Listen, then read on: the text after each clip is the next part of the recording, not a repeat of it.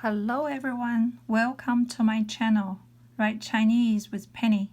Today I'm going to show you how to write mango in Chinese. 芒果 Here's the pinyin. 芒果 mango.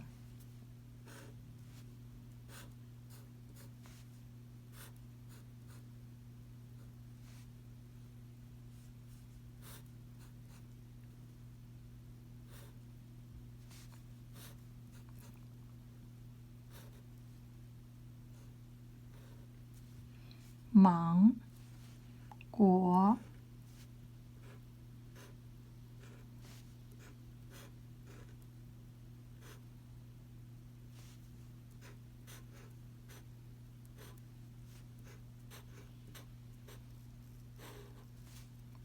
This line is a little bit longer, wider than the top part.